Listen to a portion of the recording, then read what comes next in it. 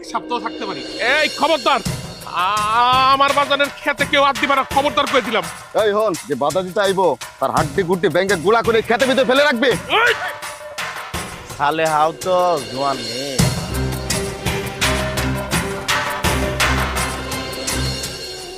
আব্বা, তোমরা যাই কও নাকে, তুমি এগুলা কষ্ট দেখে আমি আর পারতাছি না। না, আমি আর লেখাপড়া করবো না, আমি লেখাপড়া ছাইরা দিব। কি কসে গিলা পড়ালেখা করবি না মানে? চাচা, আমি আবারও তোমার অনুরোধ করতেছি, রিয়াজ রে স্কুলে পাঠাও। খেতে মেতে নিয়ে ওরে কাম হিগায়ও না, স্কুলে পাঠাও ওরে। শোনো বাবু, তুমি আমার মাথা গরম করো না, বুঝতে পারছো? আর একটা সেকেন্ড সময় দিব না তোমারে। টাকা না দিতে পারলে তোমার এখন ধরে নিয়ে যাবো। সালমান সাহেব, আপনি কিন্তু কাজটা একদম ঠিক করেননি, কই দিলাম।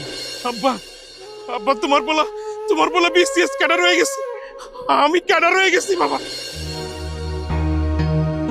আরাফাতের বাপ, এইভাবে আর কেমনে চলবো কও?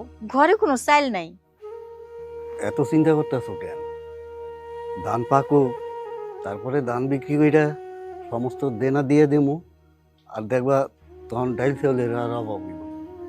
তোমার কথা হইনা মনে হইতাছে ধান উঠোনের আগ পর্যন্ত তুমি আর ভাত টাত খাইবা না। কথায় আছে না, আশায় বাসে চাষা। আমাকে হয়েছে সেই দশা। ধান ফসল যদি ভালো না হয় তুমি তখন কি করবা?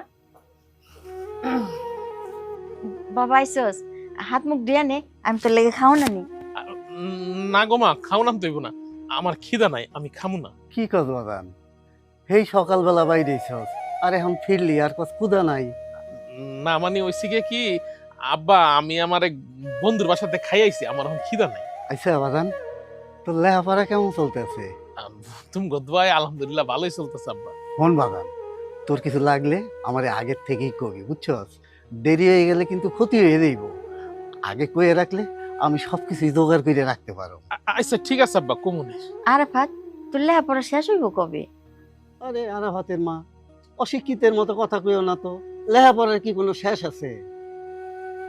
তাইলে কি সারা জীবন লেহাপড়া কইরাই যাইতে হইব?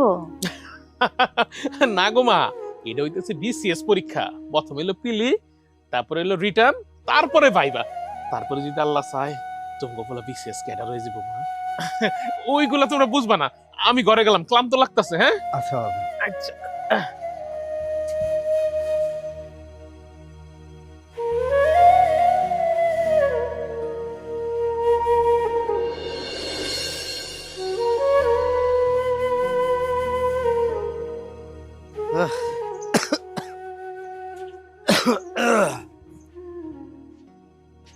সালেহা, বাদ দাও,